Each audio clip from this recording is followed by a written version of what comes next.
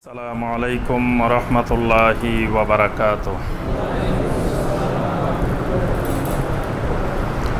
ইন্নাল হামদালিল্লাহ নাহমাদুহু ওয়া নাস্তাঈনুহু ওয়া নাস্তাগফিরুহু ওয়া নাউযু বিল্লাহি মিন শুরুরি আনফুসিনা ওয়া মিন সাইয়্যাতি আ'মালিনা। من يهده الله فلا مضل له ومن يضلل فلا هادي له وأشهد أن لا إله إلا الله وحده لا شريك له وأشهد أن محمدا عبده ورسوله صلى الله عليه وعلى آله وأصحابه وسلم تسليما كثيرا. يا أيها الذين آمنوا اتقوا الله حق تقاته ولا تموتن إلا وأنتم مسلمون. يا أيها الناس اتقوا ربكم الذي خلقكم من نفس واحدة وخلق منها زوجها وبث منهما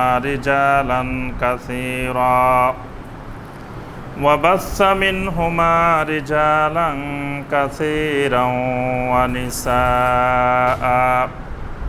واتقوا الله الذي تساءلون به والأرحام إن الله كان عليكم رقيبا. يا أيها الذين آمنوا اتقوا الله وقولوا قولا سديدا يصلح لكم أعمالكم ويغفر لكم ذنوبكم ومن يطع الله ورسوله فقد فاز فوزا عظيما. اللهم صل على محمد وعلى آل محمد كما صليت على إبراهيم وعلى آل إبراهيم إنك حميد مجيد. اللهم بارك على محمد وعلى آل محمد كما باركت على إبراهيم وعلى آل إبراهيم إنك حميد مجيد. মুআজ্জাজ মুকাররাম উলামায়ে কেরাম, সম্মানিত মুরব্বিয়ান এজাম, দিনদার মুসলিম ভাইয়েরা, আল্লাহ রব্বুল আলমিনের দরবারে কোটি কোটি শুকরিয়া যে আল্লাহ রব্বুল আলমিন আমাদেরকে 1438 হিজরি সনের 23শে জুলহিজ্জা তারিখে সলাতুল জুমুয়া আদায় এবং খুতবাতুল জুমুয়া শোনার উদ্দেশ্যে আল্লাহ রব্বুল আলমিনের পবিত্র ঘর মসজিদে উপস্থিত হওয়ার পরে কোরআনে কারীম এবং হাদিস নববী সাল্লাল্লাহু আলাইহি ওয়াসাল্লাম থেকে আল্লাহ রব্বুল আলমিনের দ্বীন সম্পর্কে কিছু কথাবার্তা বলার এবং শোনার তৌফিক দিয়েছেন, সেই রব্বুল আলমিনের শুকর আদায় করি, সকলে বলি আলহামদুলিল্লাহ। সম্মানিত মুসল্লিয়ানে কেরাম, আজকের খুতবায় আমরা যে বিষয়টি আলোচনা করব ইনশাআল্লাহ, বিষয়টি হলো কয়েকটি গুরুত্বপূর্ণ যেগুলো আমাদের দেশে বা আমাদের ব্যক্তি জীবনে যেই শিরকগুলো আমরা বেশি করে থাকি, এরকম কয়েকটি শিরকের ব্যাপারে আমরা আজকে আলোচনা করব ইনশাআল্লাহ। তন্মধ্যে আমরা 4টি শিরক সম্পর্কে সংক্ষিপ্ত আলোচনা করব। একটি হলো আর রিয়া, একটি হলো আল হালাফ বেগাইরিল্লাহ, একটি হলো আত্তিয়ারা, আর একটি হলো আল কাহানা। এই 4টি শিরক সম্পর্কে আমরা কোরআন এবং সুন্নাহ থেকে সংক্ষিপ্তভাবে আলোচনা করব ইনশাআল্লাহ। শিরক এমন এক মারাত্মক অপরাধ, যেই শিরকের কারণে আল্লাহ পাক জান্নাতকে হারাম করে দেন। শিরকের কারণে জান্নাত হারাম হয়ে যায়। তাহলে আমরা বুঝতে পারি শিরকের অপরাধ কত গুরুতর, জঘন্যতম অপরাধ। সূরা আল মায়দার 72 নম্বর আয়াতে আল্লাহ পাক ইরশাদ করেছেন, ইন্নাহু মান ইউশরিক বিল্লাহি ফাকাদ হারামাল্লাহু আলাইহিল জান্নাহ ওয়া মাওয়াহুন নার ওয়া মা লিয-যালিমিনা মিন আনসার। আল্লাহ রাব্বুল আলামিন বলেন, ইন্নাহু মান ইউশরিক বিল্লাহ, যে ব্যক্তি আল্লাহ রাব্বুল আলামিনের সাথে কোনো ধরনের শিরক করবে, ফাকাদ হারামাল্লাহু আলাইহিল জান্নাহ, আল্লাহ রাব্বুল আলামিন তার উপরে জান্নাতকে হারাম করে দিবেন। নাউযুবিল্লাহ। আল্লাহ পাক জান্নাতকে হারাম করে দিবেন যে ব্যক্তি আল্লাহর সাথে শিরক করবে। ওয়া মাওয়াহুন নার, এবং তার আবাসস্থল হবে জাহান্নাম, তার ঠিকানা হবে জাহান্নাম। শিরকের পরিণতি হলো জাহান্নাম। তাহলে আমরা বুঝতে পারি শিরক কত জঘন্যতম অপরাধ, এবং শিরকের কারণে বাকি আমলগুলো নষ্ট হয়ে যায়। মানে শিরক এমন একটা রোগ, এমন একটা বড় ধরনের কালবের রোগ, ইমানের রোগ, যেই রোগে আক্রান্ত হলে বাকি যে সুস্থ অঙ্গগুলো আছে সেগুলো নষ্ট করে দেয়। মানে এটা হয়তো এক জায়গা দিয়ে আপনার রোগটা হয়েছে, কিন্তু বাকি সুস্থ অঙ্গ যেগুলো সেগুলো নষ্ট করে দেয়। শিরকটা এমন এক রোগ যেটা বাকি সব আমলগুলোকে, নেক আমলগুলোকেও ধ্বংস করে দেয়। সূরা জুমারের 65 নম্বর আয়াতে আল্লাহ পাক সরাসরি এই ব্যাপারে বলছেন, ওয়ালাকাদ উহিয়া ইলাইকা ওয়া ইলাল্লাযিনা মিন ক্বাবলিকা লাইন আশরাকতা লায়াহবাতান্না আমালুক ওয়া লাতাকুনান্না মিনাল খাসিরিন। আল্লাহ রাব্বুল আলামিন বলেন, ওয়ালাকাদ উহিয়া ইলাইকা, রাসূল আমি আপনার প্রতি এই ব্যাপারে ওহী নাজিল করতেছি, ওয়া ইলাল্লাযিনা মিন ক্বাবলিকা, আপনার আগে যত নবী রাসূল পৃথিবীতে এসেছেন সকলের উপরে আমি এই ওহী নাজিল করেছিলাম। লাইন আশরাকতা, যদি তুমি কোনো ধরনের শিরক করো, লায়াহবাতান্না আমালুক, তোমার সমস্ত আমল বরবাদ হয়ে যাবে। সকল আমল অবশ্যই আল্লাহ পাক দুইটা তাকিদ দিয়ে বলছেন, লাম এবং নুন দুইটা তাকিদ দিয়ে বলছেন, লায়াহবাতান্না আমালুক, অবশ্যই অবশ্যই তোমার আমল ধ্বংস হয়ে যাবে, বিনষ্ট হয়ে যাবে যদি তুমি শিরক করো। তাহলে বোঝা যায় শিরক এমন এক অপরাধ যেটা করলে বাকি নেক আমলগুলো, ভালো কাজগুলো ধ্বংস হয়ে যায়।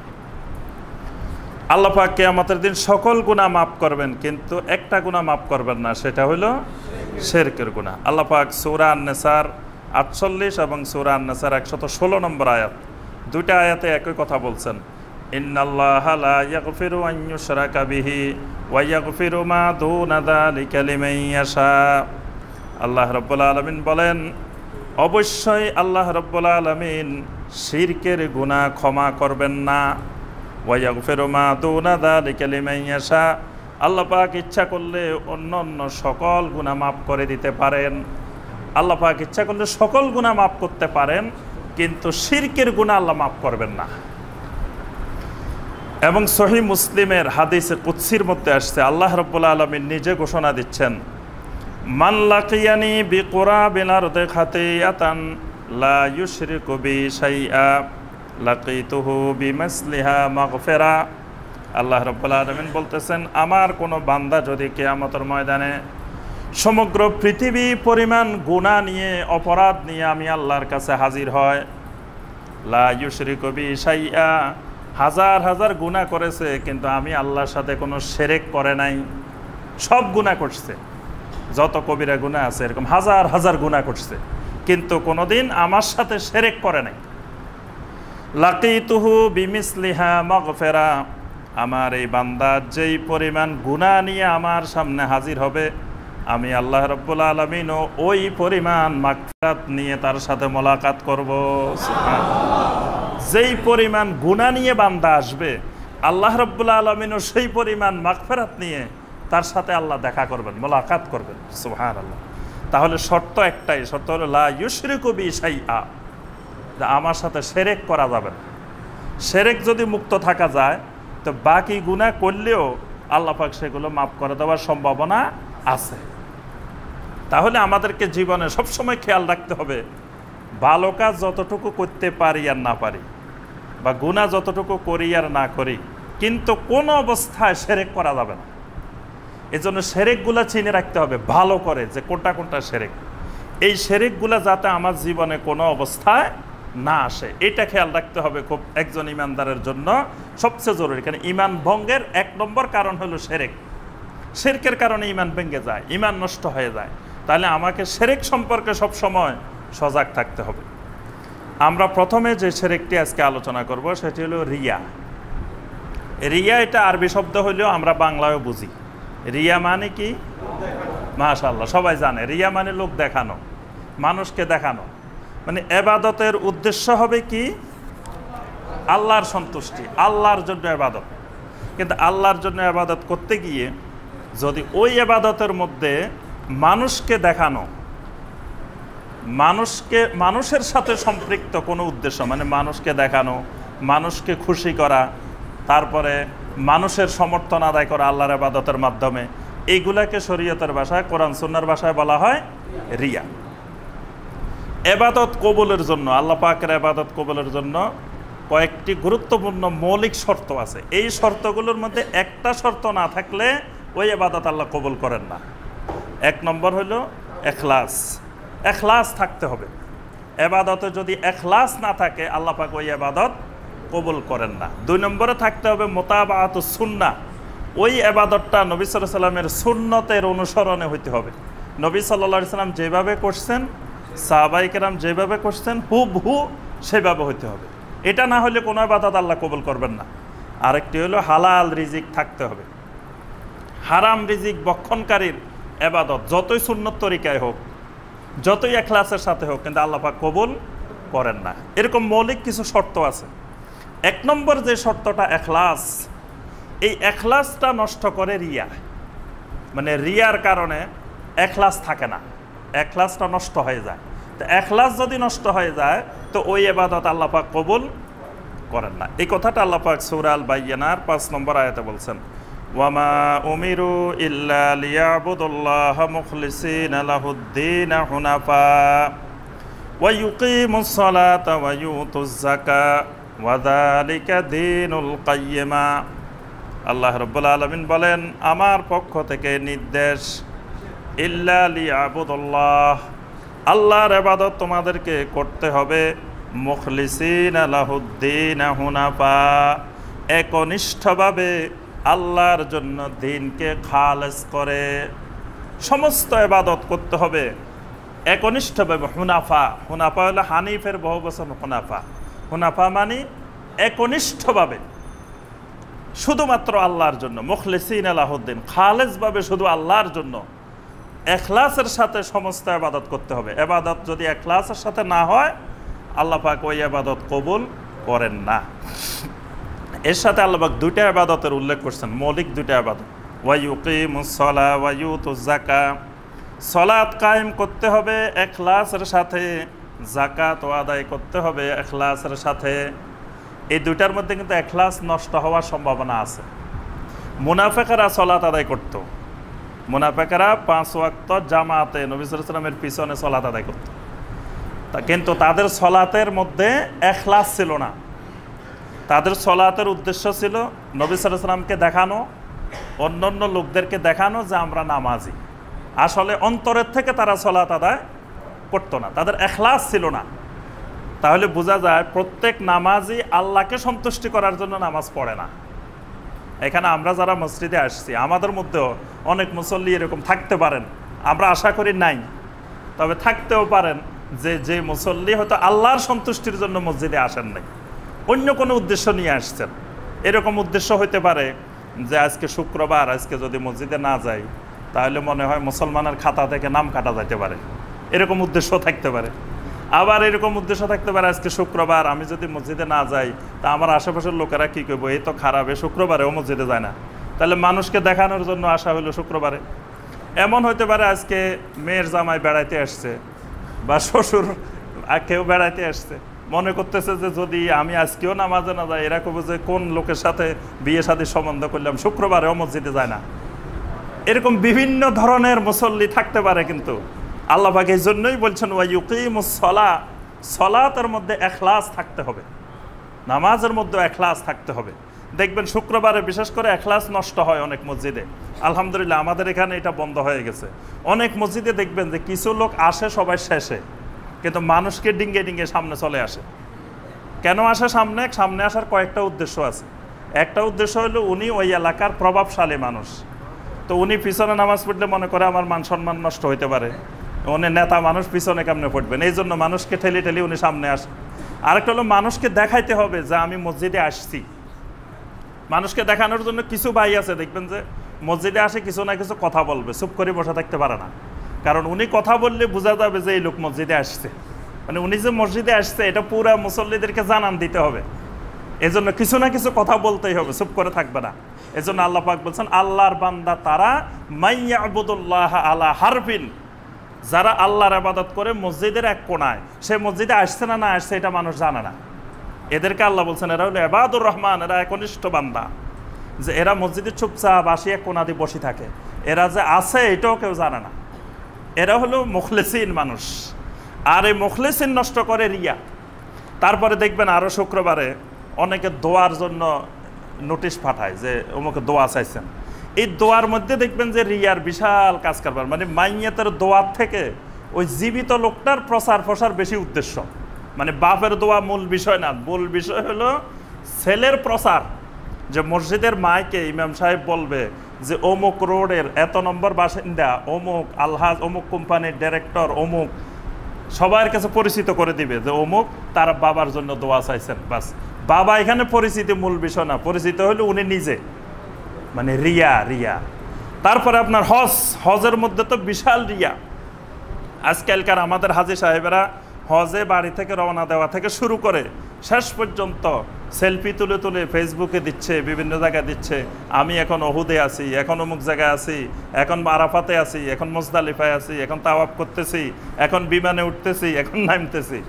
আপনি হজ করতে গেছেন একনিষ্ঠভাবে আল্লাহর জন্য, মানুষকে কেন দেখাইবেন আমি এটা করতেছি ওটা করতেছি? এরপরে দেশে আসার পরে নামের সাথে একটা লকব যুক্ত করে নে, আলহাজ, হাজি, এটা না বললে তো বরবাদ।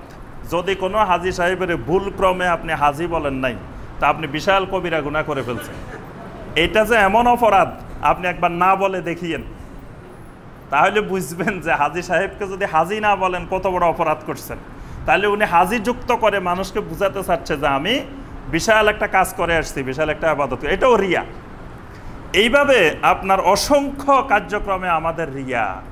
এই যে মিয়ানমারের মাজলুম মুহাজির যে বোনেরা, শিশুরা, বৃদ্ধরা বাইরে আসছেন, এদেরকে সাহায্য সহযোগিতা করা এটা উম্মার দায়িত্ব, এটা আমাদের ইমানি দায়িত্ব।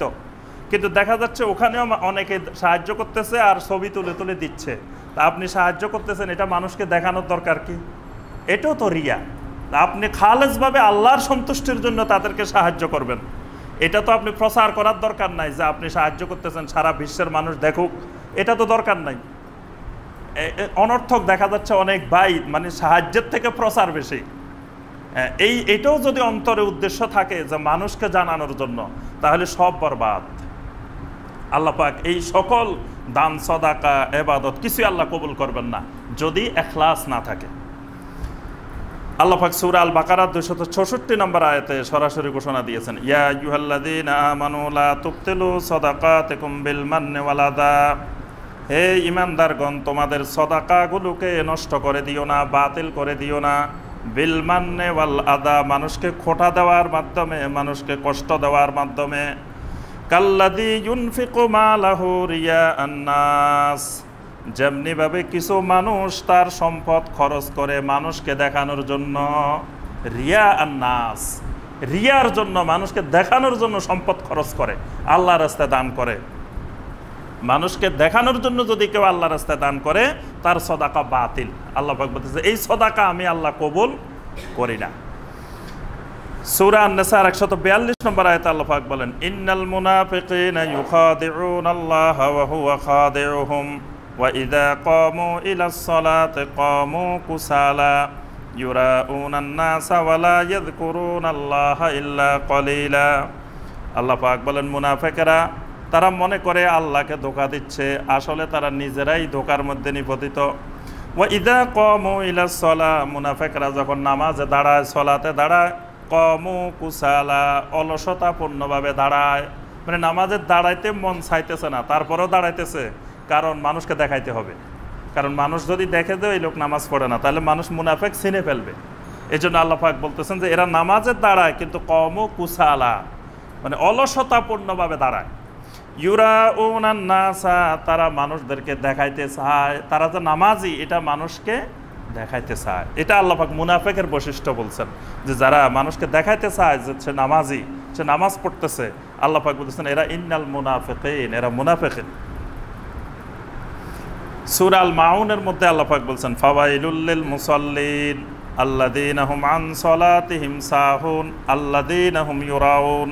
আল্লাহ পাক বলেন ওই মুসল্লিদের জন্য ধ্বংস অনিবার্য, যেই মুসল্লিরা নামাজের ব্যাপারে গাফেল থাকে, নামাজের ব্যাপারে ভুলে যায়। আল্লাযীনা হুম ইউরাউন, যেই মুসল্লিরা মানুষদেরকে দেখানোর জন্য সালাত আদায় করে, যেই মুসল্লি মানুষকে দেখানোর জন্য সালাত আদায় করে, ফাওয়াইলুল লিল মুসাল্লিন, এই মুসল্লিদের জন্য ধ্বংস অনিবার্য। আল্লাহ রাসূল সাল্লাল্লাহু আলাইহি ওয়াসাল্লাম অনেকগুলো হাদিসে এই রিয়ার ব্যাপারে বর্ণনা দিয়েছেন। সহিহ মুসলিমের কিতাবুল ইমারা, সহিহ মুসলিমের কিতাবুল ইমারা, বাবু মান কাতালা লিরিয়া ওয়া সুমআ ইস্তাহাক্কান নার, সহিহ মুসলিমের 1905 নম্বর হাদিস। আল্লাহ রাসূল সাল্লাল্লাহু আলাইহি ওয়াসাল্লাম 3 শ্রেণীর লোকের বর্ণনা দিয়েছেন এই হাদিসের মধ্যে। কিয়ামতের ময়দানে সর্বপ্রথম বিচার ফয়সালা শুরু হবে এই 3 শ্রেণীর মানুষের, এবং এই 3 শ্রেণীর মানুষের মধ্য থেকে কিছু মানুষকে আল্লাহ প্রথমে জাহান্নামে নিক্ষেপ করবেন। এই 3 শ্রেণীর মানুষের মধ্যে যারা রিয়া পোষণ করে, যারা লোক দেখানোর জন্য করে, এদের ব্যাপারে আল্লাহ রাসূল সাল্লাল্লাহু আলাইহি ওয়াসাল্লাম সতর্ক করছেন। প্রথম নম্বরে যাদেরকে আনা হবে, রাজুলুন ইস্তাশহাদা ফা উতিয়া বিহি ফাআরাফাহু নিআমাহু ফাআরাফাহা। সর্বপ্রথম যাদেরকে হাজির করা হবে তারা হলো আল্লাহর রাস্তায় জিহাদ করতে করতে যারা শহীদ হয়ে গেছে, আল্লাহর রাস্তায় জিহাদ করতে করতে শহীদ হয়ে গেছে, শাহাদাত বরণ করছে। আল্লাহ পাক তাদেরকে ডাকবেন, ডেকে জিজ্ঞাসা করবেন তোমাকে আমি অনেক নিয়ামত দিয়েছিলাম, এই নিয়ামতের পরিবর্তে তুমি কি শুকর আদায় করছো? এই লোক বলে উঠবে রব্বুল আলামিন আপনি অসংখ্য নিয়ামত আমাকে দিয়েছিলেন, সেই নিয়ামতের মোকাবেলায় আমি আপনার জন্য জিহাদ করতে করতে আপনার রাস্তায় শেষ পর্যন্ত আমার জীবনটাও আপনার জন্য দিয়ে দিয়েছি। সুবহানাল্লাহ, কত বড় বিসর্জন! আল্লাহ পাক বলবেন বান্দা তুমি আসলে মূলত আমার জন্য জীবনটা দাও নাই, তোমাকে মানুষ যেন বড় বীর বলে, তোমাকে যেন বড় মুজাহিদ বলে, মানুষ যেন মনে করে এই লোক বিশাল জিহাদি, বিশাল মুজাহিদ, আল্লাহর রাস্তায় জিহাদ করেছে। তোমাকে যেন মানুষ বলে শহীদ, এজন্যই তুমি জিহাদ করেছিলে। হাত্তা উলকিয়া ফিন্নার, এই মানুষটাকে আল্লাহ পাক জাহান্নামে নিক্ষেপ করে দিবেন। নাউজুবিল্লাহ, আল্লাহর রাস্তায় জিহাদ করে শহীদ হয়েছে, তারপরেও জাহান্নামী। কারণ কি? এই লোকটার মধ্যে রিয়া ছিল, রিয়া। আল্লাহর সন্তুষ্টির জন্য জিহাদ করে নাই, জিহাদটা করছে মানুষ তাকে বিরাট মুজাহিদ বলবে, তাকে শহীদ বলবে, এই সকল উদ্দেশ্যে, মানে আল্লাহর সন্তুষ্টি বাদ দিয়ে অন্য উদ্দেশ্য নিয়ে সে জিহাদ করেছে। ওয়ারাজুলুন তাআল্লামাল ইলমা ওয়া আল্লামাহু, দ্বিতীয় নম্বরে যাদেরকে হাজির করা হবে এরা হলো তাআল্লামাল ইলমা ওয়া আল্লামাহু, বড় বড় আলেম, এলেম শিখেছে অনেক এবং মানুষকে এলেম শিখাইছে। এদেরকে নিয়ে আল্লাহ রাব্বুল আলামিন জিজ্ঞাসা করবেন তোমাকে তো আমি আল্লাহ অনেক নিয়ামত দিয়েছিলাম, এই নিয়ামতের মোকাবেলায় কি শুকর আদায় করছো? বলবে রাব্বুল আলামিন এলেম শিখছি, আমল করছি, মানুষদেরকে দাওয়াত দিছি দ্বীনের দিকে, এই অনেক কাজ করছি আমি এলেমের আলোকে। আল্লাহ রাব্বুল আলামিন ডেকে বলবেন বান্দা তুমি আসলে আমি আল্লাহর সন্তুষ্টির জন্য করো নাই, এগুলোর পিছনে তোমার বড় উদ্দেশ্য ছিল মানুষ তোমাকে বড় আলেম বলবে, বড় মুফতি সাহেব বলবে, বড় বুজুর্গ আল্লাহওয়ালা মানুষ বলবে। তোমাকে মানুষ বিশাল এলমের অধিকারী এবং বিশাল অঙ্কের বিনিময়ে, টাকার বিনিময়ে তুমি বড় ওয়াইজ হবে। ওয়াজ করছো মানুষের উদ্দেশ্যে। ওয়াজ তো আমি আল্লাহ সন্তুষ্টির জন্য করো নাই, টাকার জন্য করছো, ব্যবসার জন্য করছো। এক ওয়াজে 40,000, 50,000, 70,000 মানুষের থেকে টাকা নিছো। তুমি টাকা ইনকাম করার জন্য ওয়াজ করছো। তোমাকে মানুষ বড় বক্তা বলবে, বড় আলেম বলবে, বড় মুফতি বলবে, এসব এই উদ্দেশ্যে করেছো। হাত্তা উলকিয়া ফিন্নার, আল্লাহ রাব্বুল আলামিন এদেরকে জাহান্নামে নিক্ষেপ করবেন। নাউজুবিল্লাহ।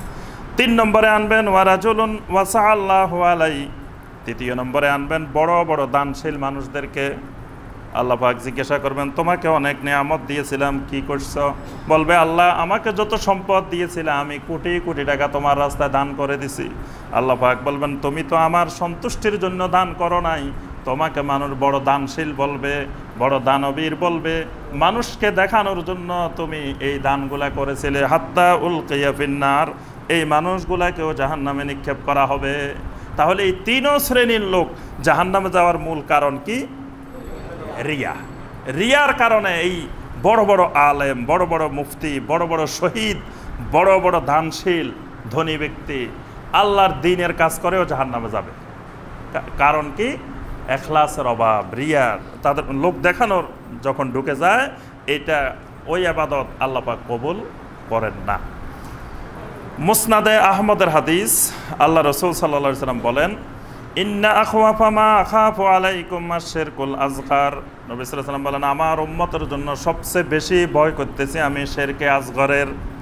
সাহাবায়ে কেরাম জিজ্ঞাসা করলেন, ওয়া মা শিরকুল আসগর ইয়া রাসূলুল্লাহ? হে আল্লাহ রাসূল সাল্লাল্লাহু আলাইহি ওয়াসাল্লাম, শিরকে আসগরটা আবার কি? ছোট শিরক আবার কি? নবী সাল্লাল্লাহু আলাইহি ওয়াসাল্লাম বললেন, আর রিয়া, ছোট শিরকটা হলো রিয়া। ইয়াকুলুল্লাহু আযজা ওয়া জাল্লা লাহুম ইয়াওমাল কিয়ামা ইযা জুজিয়াল নাসু বিআমালিহিম ইযহাবু ইলাল্লাযীনা কুনতুম তারাউনা ফিদ দুনিয়া ফানজুরু হাল তাজিদুনা ইনদাহুম জাযা।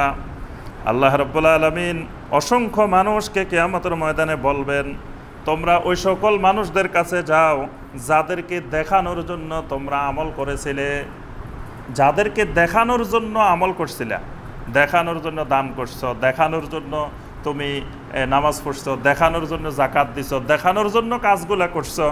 যাদেরকে দেখানোর উদ্দেশ্যে করছো তাদের থেকে প্রতিদান নিয়ে আসো। তুমি তো খালি আমি আল্লাহর জন্য করো নাই, তা আমি আল্লাহ যা দিব কেন? তো নবী সাল্লাল্লাহু আলাইহি ওয়াসাল্লাম বলেন, আমার উম্মত বড় শিরকের ব্যাপারে যত সতর্ক থাকবে, এই গোপন শিরক, ছোট্ট শিরক, কিন্তু এটার ব্যাপারে আমার উম্মত গাফেল হয়ে যাবে, এই আশঙ্কা আমি রাসূল বেশি করতেছি। এখন কিন্তু আমাদের মধ্যে সবচেয়ে বেশি দেখা যায় বড় শিরকের থেকে এই শিরকের প্রাদুর্ভাব বেশি। যে প্রত্যেকের মধ্যে আমরা লোক দেখানো, মানুষকে দেখানো, মানে এটা আমাদের মুখ্য উদ্দেশ্য হয়ে যায়।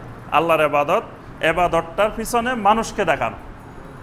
কোরবানির গরু কিনছে, সেই গরুও আপনার ছবি তুলে তুলে দেওয়া হচ্ছে, মানুষ দেখুক আমি বিশাল একটা গরু কিনছি, 1,20,000, 1,50,000, 2 লাখ, 3 লাখ, এগুলো দেখানো। তা আল্লাহর সন্তুষ্টির উদ্দেশ্যে যদি হয় তো মানুষকে ছবি তুলে দেখাইতে হবে কেন? এটা তো আল্লাহর সন্তুষ্টির জন্য।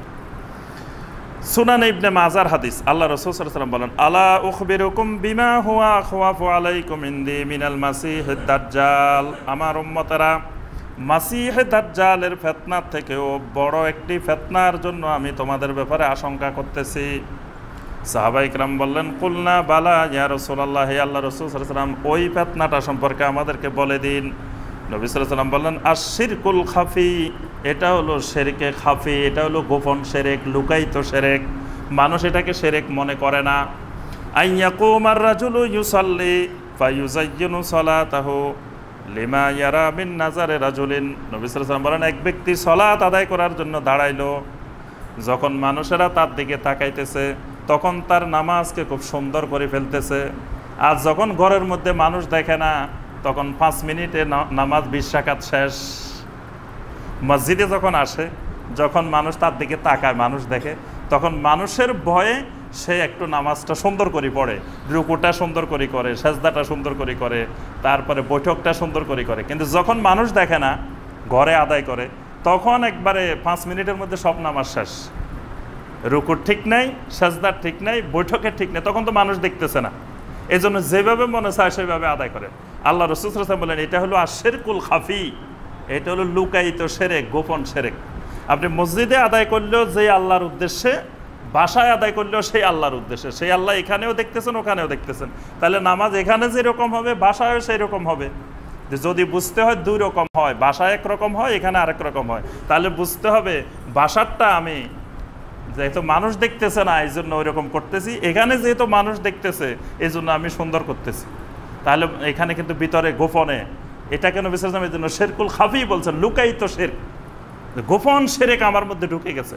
দেখবেন যে এরকম চিন্তা করলে আমাদের প্রত্যেকের মধ্যে, একবার আমি সহ আপনাদের সবার মধ্যে ছোট বড় এরকম লুকায়িত শিরক, যেটাকে আমরা শিরক মনে করি না, এরকম ঢুকে যায়। এটা ঢুকে যাওয়াটাই স্বাভাবিক। এই জন্য উম্মাকে এই ব্যাপারে, মুসলিমকে সতর্ক থাকতে হবে যে আমার ভিতরে যাতে শিরকে খাফি, গোপন এই লুকায়িত শিরক না ঢুকে। সুনানে আবু দাউদের হাদিস, আল্লাহ রাসূল সাল্লাল্লাহু আলাইহি ওয়াসাল্লাম বলেন, মান তাআল্লামা ইলমান মিম্মা ইবতাগা বিহি ওয়াজহুল্লাহি আযজা ওয়া জাল্লা, কোনো ব্যক্তি যখন ইলম শিখে, ওই ইলম শেখার উদ্দেশ্য হবে আল্লাহর সন্তুষ্টি। যতজনই ইলম শিখবেন, ইলম শিখার মূল উদ্দেশ্য হবে আল্লাহর সন্তুষ্টির জন্য ইলম। কারণ ইলম শিখতে হবে আকীদার, ইলম শিখতে হবে ইবাদতের। তা আকীদা বিশুদ্ধ করা, আমল বিশুদ্ধ করা, এটা কার জন্য? আল্লাহর সন্তুষ্টির জন্য। কিন্তু লা ইয়াতাআল্লামুহু ইল্লা লিয়ুসিবা বিহি আরাদাম মিনাদ দুনিয়া, আল্লাহ রাসূল সাল্লাল্লাহু আলাইহি ওয়াসাল্লাম বলেন, কোনো ব্যক্তি যদি ওই ইলম শিখার পিছনে দুনিয়াবি কোনো উদ্দেশ্য লুকায়িত রাখে, ইলম শিখতেছে কিন্তু আল্লাহর সন্তুষ্টির বাহিরে সে দুনিয়াবিও কোনো লক্ষ্য উদ্দেশ্য তার আছে, এইরকম যদি দুনিয়ার কোনো স্বার্থ অর্জনের জন্য ইলম শিখে, লাম ইয়াজিদ আরফাল জান্নাহ ইয়াউমাল কিয়ামা ইয়ানি রিহাহা, নবী সাল্লাল্লাহু আলাইহি ওয়াসাল্লাম বলেন এই লোক কিয়ামতের ময়দানে জান্নাত তো পাবে না, জান্নাতের কোনো সুগন্ধি পর্যন্ত পাবে না, নাউজুবিল্লাহ, জান্নাতের কোনো ঘ্রাণও পাবে না। তাহলে বোঝা যায় যে বড় আলেম হওয়া মানে জান্নাতি হয়ে যাওয়া, বিষয়টা এরকম নয়। ইলম শিখছি অনেক, কিন্তু যদি ইলমের মাধ্যমে দুনিয়া হাসিল উদ্দেশ্য হয়, বাস জান্নাত তো পাওয়া যাবে না, জান্নাতের ঘ্রাণও পাওয়া যাবে না। এই জন্য নবী সাল্লাল্লাহু আলাইহি ওয়াসাল্লাম ছেলে মেয়েদেরকে আলেম বানানোর থেকে সালেহীন বানানোর প্রতি গুরুত্ব দিয়েছেন বেশি। নবী সাল্লাল্লাহু আলাইহি ওয়াসাল্লামের যতগুলো হাদিস আছে সবগুলো হাদিসে দেখবেন মৃত্যুর পরে যেই আমলগুলো জারি থাকে, অনেকগুলো আমলের কথা নবী সাল্লাল্লাহু আলাইহি ওয়াসাল্লাম বলেছেন, সদাকায়ে জারিয়া, তারপরে ইলমিন ইউনতাফাউ বিহি, যে ইলম দ্বারা মানুষ উপকৃত হয়, আও আলাদিন সালেহিন ইয়াদউ লাহু, যেই সন্তান দোয়া করবে, এই সন্তানটা আলেম সন্তান বলে নাই। নবী সাল্লাল্লাহু আলাইহি ওয়াসাল্লাম বলেছেন ওয়ালাদিন সালেহিন, সালেহ সন্তান, সালেহ সন্তান আলেমও হতে পারে, গায়রে আলেমও হতে পারে, সালেহিন সন্তান। ইব্রাহিম আলাইহিস সালাম আল্লাহর কাছে দোয়া করছেন, রাব্বি হাবলি মিনাস সালেহিন, আল্লাহ আমাকে সালেহিন সন্তান দাও। এজন্য সন্তান সালেহিন হইতে হবে। আলেম হয়েছে, আলেম হই দুনিয়ার বাতিল সম্পদ খায়, মানে হালাল হারামের কোনো বাছাই নাই, শিরক করি ইনকাম করে, বেদাত করি ইনকাম করে, বিভিন্ন উপায়ে হালাল হারামের বাছাই নাই। তো ওই আলেম তো আলেম না হওয়ার থেকে না হওয়াই তো ভালো। ওই আলেম দিয়ে আলেম নিজেও নাজাত পাবে না, তার মা বাবাও কেউ নাজাত পাবে না। বরং সালেহীন সন্তান যদি হয়, সন্তান যদি শিরক মুক্ত হয়, কুফর মুক্ত হয়, বেদাত মুক্ত হয়, খালেসভাবে আল্লাহর ইবাদত করে, তাহলে ওই সন্তানের দোয়ায় মা বাবার কাজে লাগবে।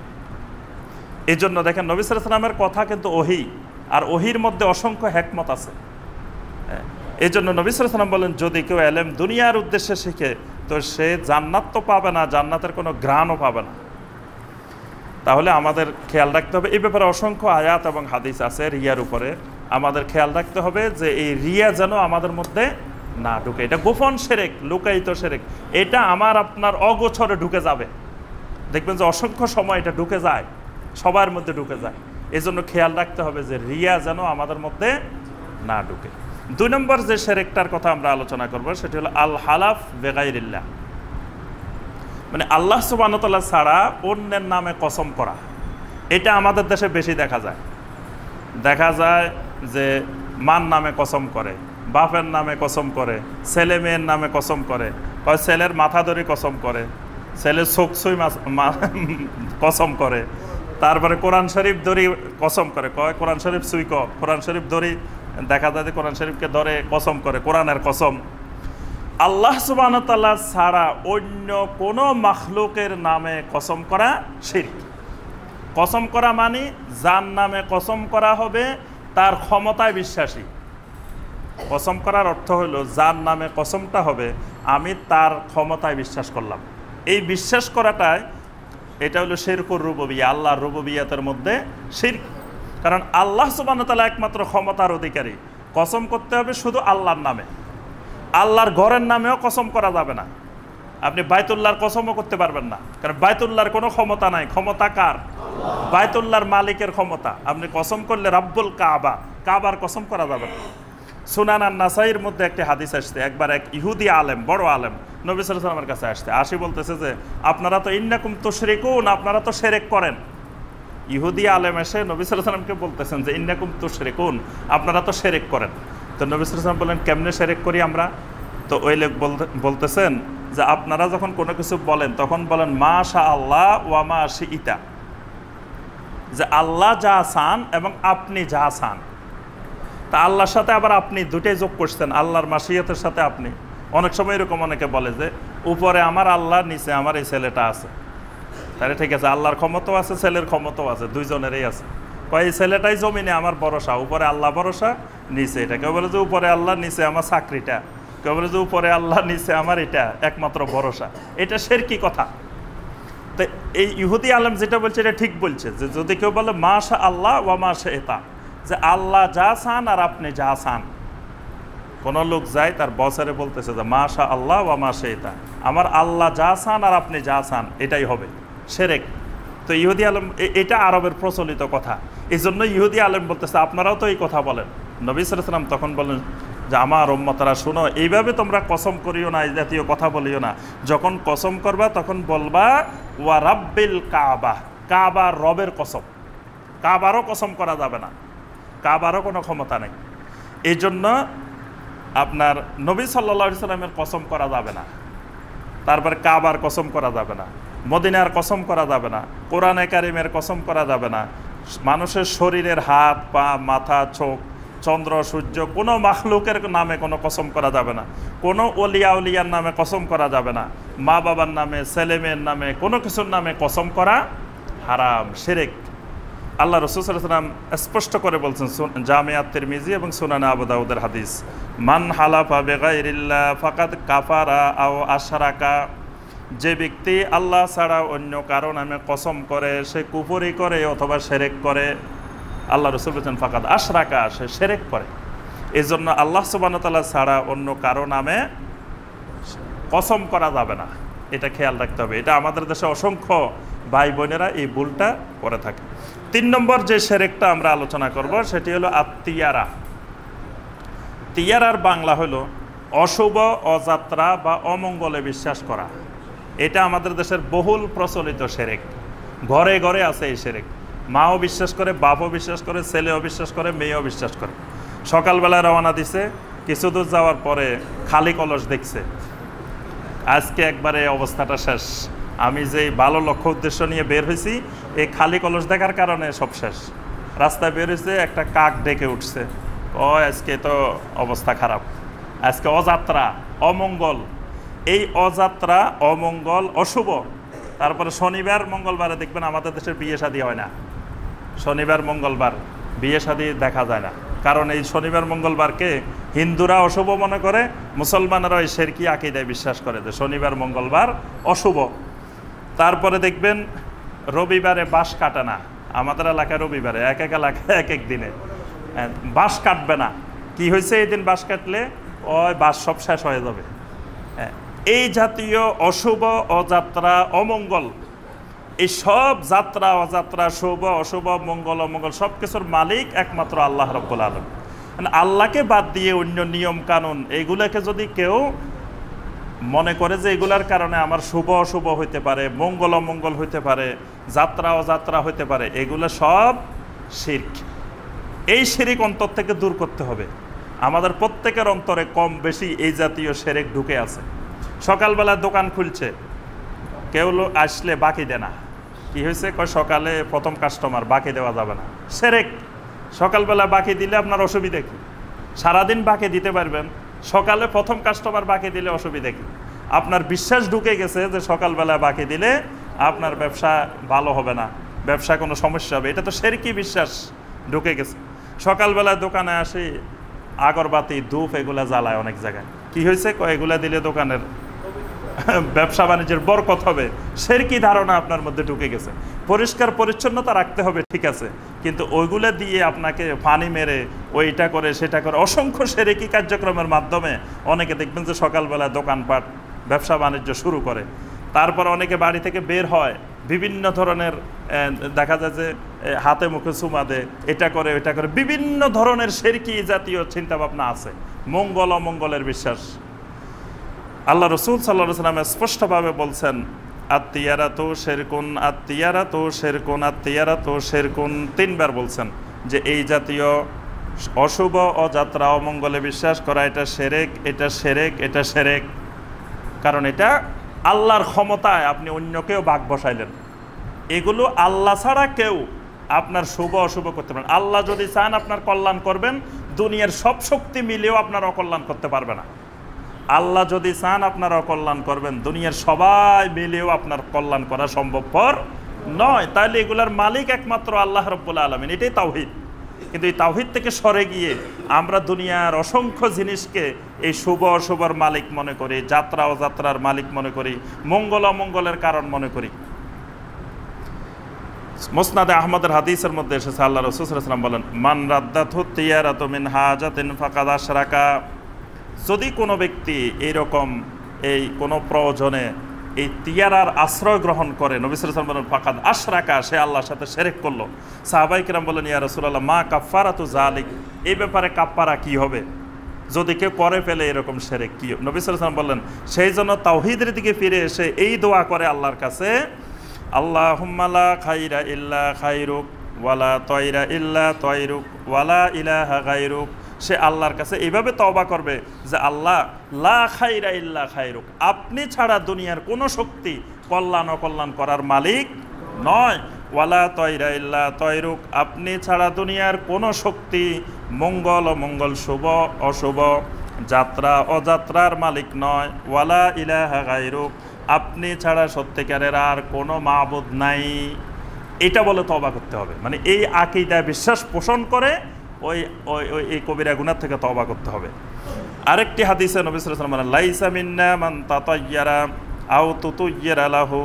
নবী সাল্লাল্লাহু আলাইহি ওয়াসাল্লাম বলেন, যেই লোক এই সকল শুভ অশুভ, যাত্রা ও যাত্রা, মঙ্গল অমঙ্গলে বিশ্বাস করে, অথবা যার মাধ্যমে বিশ্বাস করে, মানে একজনে বিশ্বাস করে আর একজনে বিশ্বাস করায়, আও তাকাহানা আও তুকুহেনা লাহু, কোনো ব্যক্তি যদি গণকের কাছে যায় অথবা গণক তার গণনা করে, আও সাহারা আও সুহেরা লাহু, কোনো ব্যক্তি যদি জাদু করে অথবা যার মাধ্যমে জাদু করে, ওয়ামান আকাদা উকদাতান, যে ব্যক্তি কোনো ঘিরার মধ্যে ফুৎকার দেয়, মানে জাদু করার জন্য ঘিরার মধ্যে ফুৎকার দেয়।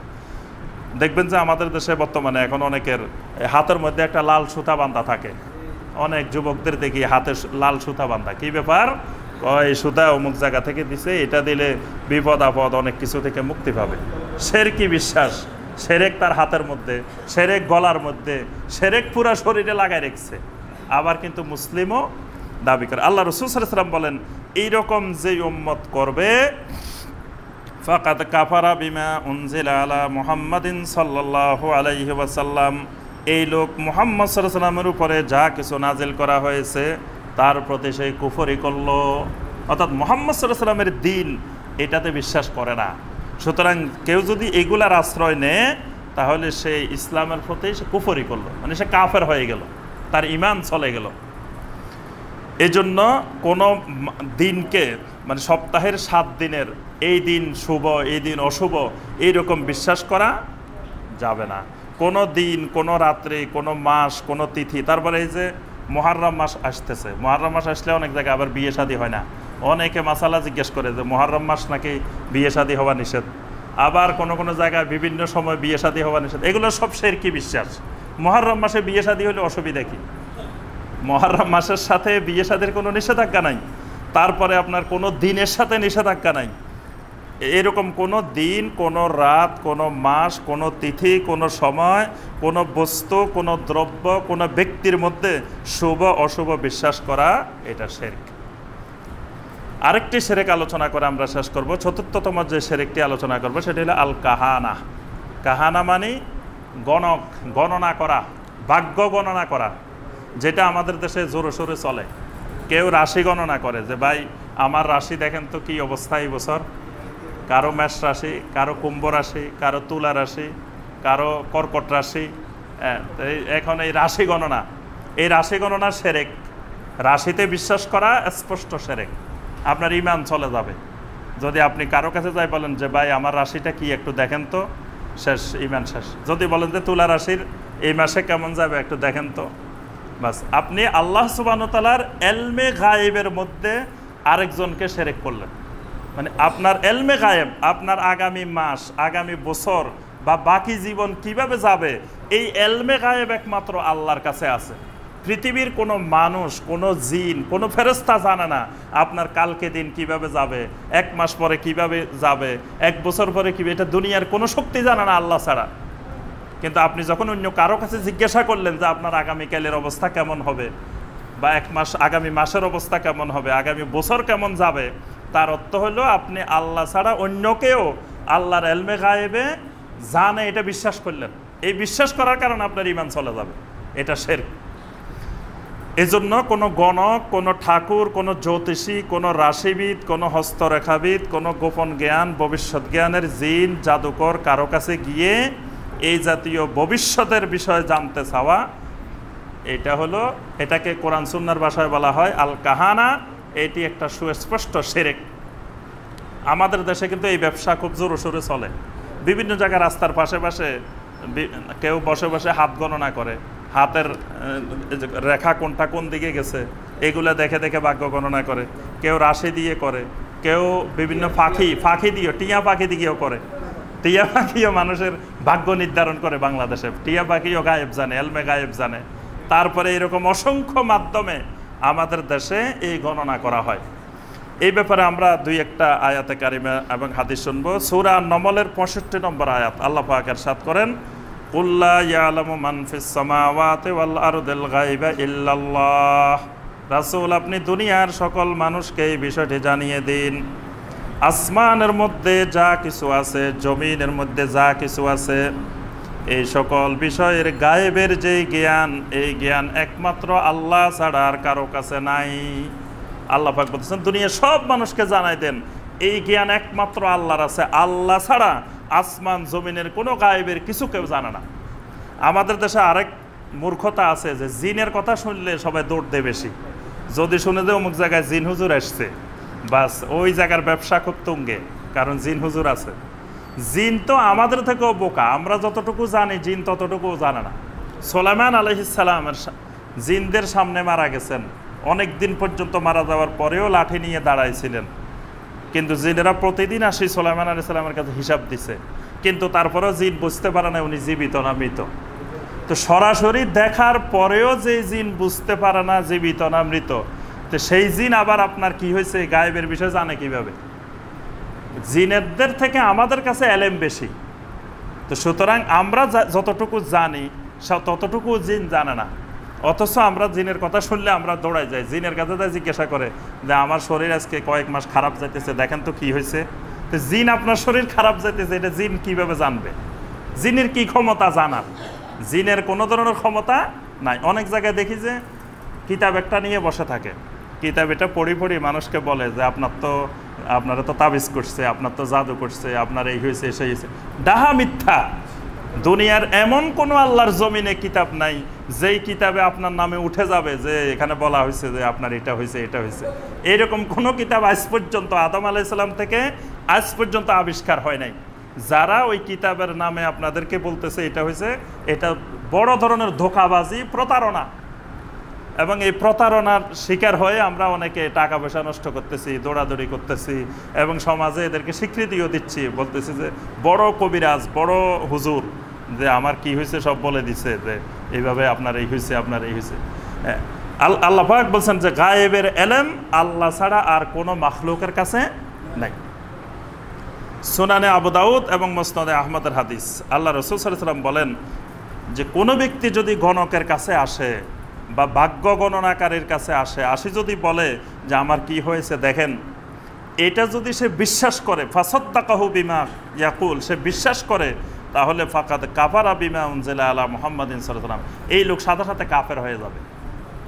আর বিশ্বাস করলো না, গণকের কাছে আসছে, আসার পরে কয় দেখি কি কয়, বিশ্বাস করলে করলাম, না করলে না, একটু দেখি না, এরকম আছে কিছু ভাইয়েরা যে কয় একটু দেখি, অসুবিধা কি, আমি বিশ্বাস করবো না করবো এটা তো পরে কয় তো দুই এক মিলে গেছে। এটা তো সবাই বললে মিলবে, আমিও যদি আপনারা যারা আছেন এখানে সবাইরে যদি একজনের 5টা করে বলি, দেখবেন যে 3টা এমনি মিলে যাবে, 3টা 4টা জিনিস এমনি মিলে যাবে, দেখবেন। এটা তো কারণ সবার জীবনে এগুলো স্বাভাবিক, আপনারা যখন 5টা কথা বলবো 3-4টা দেখবেন যে এমনি মিলে গেছে।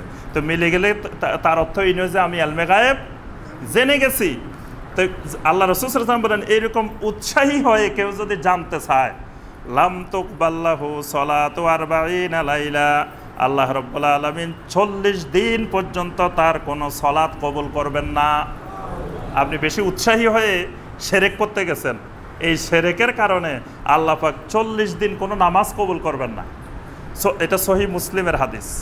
40 দিন নামাজ কবুল করবেন না মানে নামাজ কবুল না হওয়া মানে কোনো ইবাদত কবুল হবে না 40 দিন পর্যন্ত। খালি আপনি গেছেন উৎসাহী হয়ে জিজ্ঞাসা করার জন্য যে আমার একটু হাতটা দেখেন কি অবস্থা, আমার রাশিটা একটু দেখেন, বা আমার ভাগ্যটা একটু দেখেন।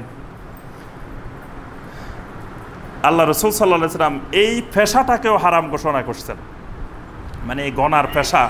নবী সাল্লাল্লাহু আলাইহি ওয়াসাল্লাম বলেন, মুত্তাফাকুন আলাইহি হাদিস, আল্লাহ রাসূল সাল্লাল্লাহু আলাইহি ওয়াসাল্লাম বলেন তিনটা জিনিসের বিনিময় আমার উম্মতের জন্য হারাম করা হলো। একটা হলো সামানুল কালব। সামানুল কালব মানে কুকুরের মূল্য, মানে কুকুরের ব্যবসা, কুকুর বেচা কিনা করা।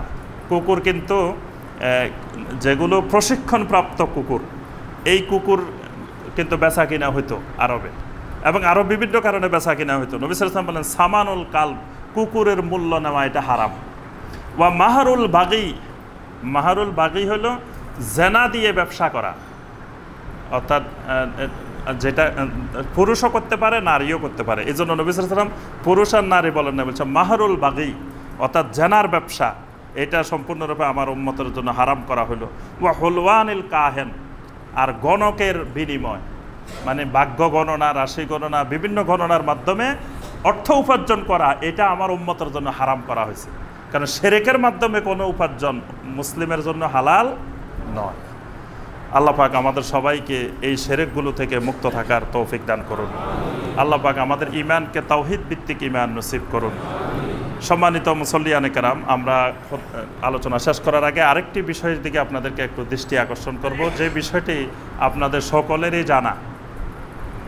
আমাদের পার্শ্ববর্তী দেশ মিয়ানমার থেকে আমাদের মুহাজির মাজলুম ভাই বোনেরা কিভাবে কি অসহায় অবস্থায় আসতেছে, এতদিনে প্রায় 8 লক্ষের মতো আসছেন, আরও লক্ষ লক্ষ আসতেছেন। এদের অবস্থা দেখলে পৃথিবীর এমন কোনো মানুষ নাই যে মানুষের চোখে পানি আসবে না, কান্না আসবে না, এরকম আল্লাহর জমিনে কোনো মানুষ থাকতে পারে না। যদি কারো না আসে সে মানুষ না, সে বোঝা যাবে অন্য কোনো জানোয়ার, অন্য কোনো পশু। তো এই ভাই বোনদেরকে সহযোগিতা করা এটা আমাদের ঈমানি দায়িত্ব।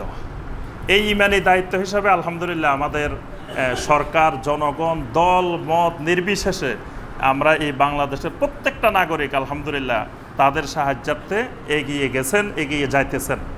দলে দলে প্রতিদিন আমাদের ভাইয়েরা যার পক্ষে যা সম্ভব সারা দেশ থেকে আমাদের ভাইয়েরা সাহায্য সহযোগিতা করতেছেন।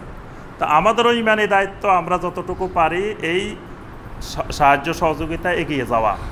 কারণ কিয়ামতের ময়দানে আমাদেরকেও জবাবদিহি করতে হবে। আল্লাহ পাক জিজ্ঞাসা করবেন যে আমার এই মাজলুম মানুষগুলো, বান্দাগুলো তোমাদের কাছে গিয়েছিল, তোমরা কতটুকু কি সহযোগিতা করেছিলে। এই জন্য এই সহযোগিতায় আমরাও অংশগ্রহণ করাটা আমাদের ঈমানি দায়িত্ব। ঈমানি দায়িত্ববোধ থেকে আমরা নদ্দা সরকার বাড়ি জামে মসজিদের মুসল্লিদের পক্ষ থেকে আমরাও যে যতটুকু পারি আমরা ইনশাল্লাহ সাহায্য সহযোগিতা নিয়ে এগিয়ে যাব। তো এখন আমাদের ভাইয়েরা প্রত্যেক ফ্লোরে আমাদের ভাইয়েরা আছেন, আপনাদের কাছে যাবেন। আমাদের রোহিঙ্গা মাজলুম ভাই বোনদের জন্য যে যতটুকু পারেন এখন সাহায্য করেন। আমাদের তাফসিরের সময়ও সাহায্যের জন্য আমরা আবেদন করব, মানে সামনের এক সপ্তাহ আমরা সাহায্য সহযোগিতা নিব। আপনারা যার পক্ষে যতটুকু সম্ভব যখন পারেন যে কোনো সময় আমাদের এখানে দিয়ে যাবেন, আমরা চেষ্টা করব এটা ইনশাআল্লাহ পৌঁছায় দেওয়ার জন্য।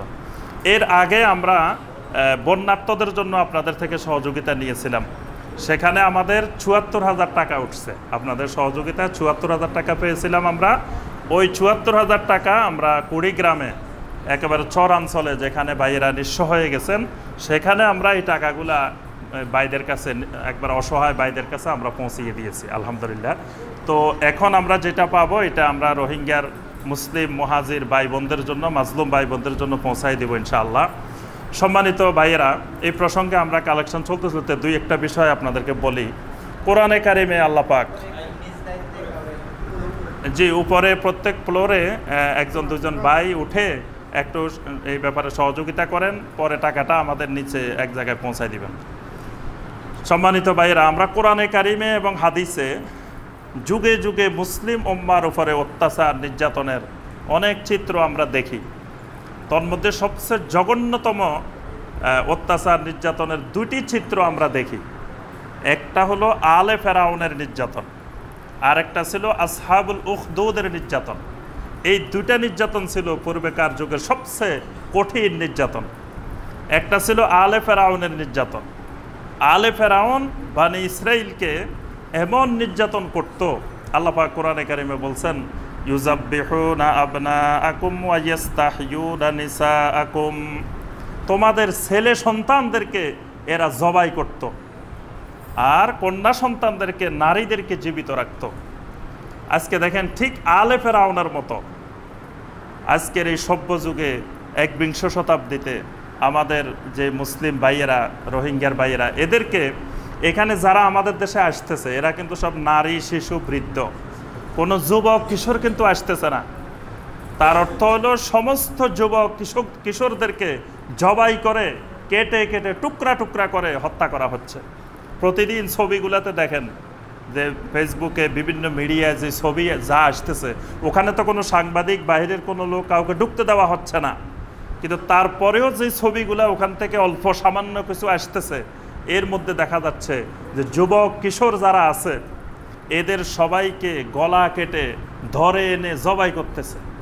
আজকের যুগে জবাই করে হত্যা। আমরা ফিলিস্তিনে যেই ধ্বংসযোগ্য হত্যা দেখি, আমরা মানে গুলি করে হত্যা করে, বিভিন্নভাবে হত্যা করে, কিন্তু এইভাবে জবাই করে ধরে আবার কেটে শরীরের অংশ কেটে কেটে টুকরা টুকরা করে, যেই কঠিন পরিস্থিতিতে সে আলে ফেরাউনের মতো ইউযাব্বিহুনা আবনাআকুম, আল্লাহ পাক বলছেন তারা যুবকদেরকে, কিশোরদেরকে জবাই করে দিত।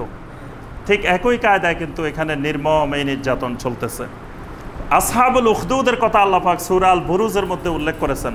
আল্লাহ পাক বলছেন যে আসহাবুল উখদুদের লোকদেরকে, মুসলিমদেরকে ধরে ধরে আগুনের কুণ্ডলীর মধ্যে, অগ্নিকুণ্ডের মধ্যে নিক্ষেপ করা হতো। এখানেও কিন্তু আপনার ঘর বাড়ি সব জ্বালায় দেওয়া হচ্ছে, আগুনের মধ্যে নিক্ষেপ করা হচ্ছে। এবং আজকে দেখবেন, আমি সকালে একটা পত্রিকার শিরোনাম দেখছি যে মিয়ানমারের সবচেয়ে বড় টার্গেট আলেম এবং হাফেজ।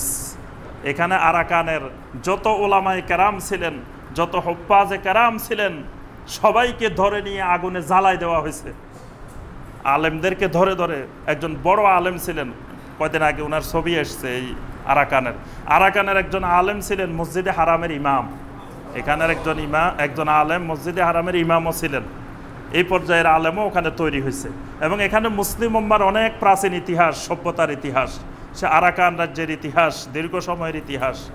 এখন বর্তমান যত ওলামায়ে কেরাম ছিলেন, এখানে যত হাফেজে কেরাম ছিলেন, সবাইকে ধরে নিয়ে তারা আগুন দিয়ে জ্বালায় দিয়েছে একবারে। একজন আলেমকেও ফিরে আসতে দেয় না এই দেশে। এটা আজকের পত্রিকার শিরোনামের মধ্যেই আছে। তাহলে এদের অপরাধটা কি? অপরাধ একটাই।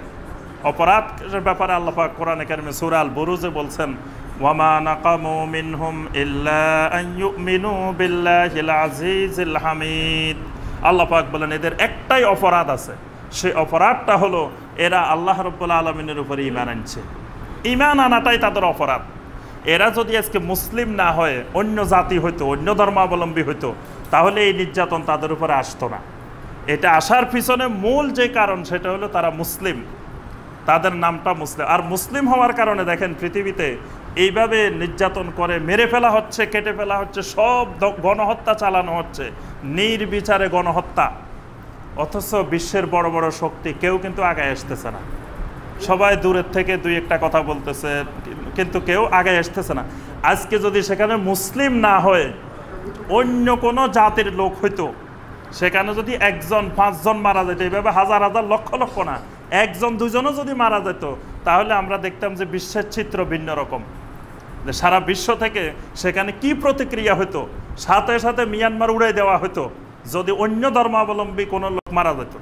কিন্তু মুসলিম ইমানদার হওয়ার কারণে এত হাজার হাজার লোক, লক্ষ লক্ষ লোক মেরে ফেলা হচ্ছে, জবাই করা হচ্ছে, আগুনে পোড়ায় দেওয়া হচ্ছে, তাও কিন্তু দেখেন বিশ্বের কারো কোনো মাথা ব্যথা নাই, সামান্য কিছু বলতেছে। আলহামদুলিল্লাহ আমাদের সরকার, আমাদের দেশের জনগণ এই মাজলুম ভাইদেরকে আমরা যতটুকু পারে আমরা আশ্রয় দিয়েছি, আমরা সাহায্য সহযোগিতা করতেছি। এখানে মৌলিক কথা যেটা, সেটি হলো আমাদের এই কথা মনে করার কোনো কারণ নাই যে মুসলিমদের সাহায্যের জন্য মুসলিমেরা আগাই আসবে। এজন্য মুসলিমদের মধ্যে ঐক্য বজায় রাখতে হবে, মুসলিমদের সবাই ঐক্যবদ্ধ থাকা, এটা ইসলাম ফরজ করেছে। এই জন্য আজকে যদি মুসলিম উম্মাহ ইউনিটি থাকতো, মুসলিম উম্মার ঐক্য থাকতো, ওআইসি যদি শক্তিশালী থাকতো, তাহলেও কিন্তু মুসলমানদের আজকে সারা বিশ্বে এই পরিস্থিতি তৈরি হতো না। এই জন্য সম্মানিত ভাইরা, এখান থেকে আমাদেরও শিক্ষা নিতে হবে। আজকে ওখানে যে মিয়ানমারের ভাইদেরকে মারতেছে, ওখানে কি ওরা জিজ্ঞাসা করতেছে, এই তুমি শিয়া না সুন্নি, এটা জিজ্ঞেস করতেছে, এই তুমি আহলে হাদিস না হানাফি, এটা জিজ্ঞেস করি করি মারতেছে। মুসলমান পাইলেই সবাইকে হত্যা করা হচ্ছে। ঠিক আমাদের উপরও যদি আল্লাহ না করুক কোনো এরকম আযাব ও গজব নেমে আসে, সেখানে কে শিয়া, কে সুন্নি, কে হানাফি, কে শাফি, কে মালিকি, কে হাম্বলি, কে কোন দল করে, এটা জিজ্ঞাসা করা হবে না। মুসলিম পাইলেই সেখানে হত্যা করা হবে। সুতরাং মুসলিম মানেই ইজতেমা, ঐক্যবদ্ধ থাকতে হবে। মুসলিমের মধ্যে বিভেদ, দলাদলি এগুলা করা যাবে না। সামান্য ছোটোখাটো একতলাফের কারণে নিজেদের মধ্যে দলাদলি, ফেরকাবাজি এগুলা করা যাবে না। আমাদের মুসলিম উম্মার শক্তি ঐক্যের মধ্যে। আল্লাহ পাক মিয়ানমারের মাজলুম ভাই বোনদেরকে আল্লাহ পাক হেফাজত করুন। আল্লাহ পাক সারা দুনিয়ার মাজলুম ভাই বোনদেরকে আল্লাহ পাক হেফাজত করুন। আমাদের দেশকে, আমাদেরকেও আল্লাহ পাক হেফাজত করুন। আমিন ইয়া রাব্বাল আলামিন। আসসালামু আলাইকুম ওয়া রাহমাতুল্লাহি ওয়া বারাকাতুহু।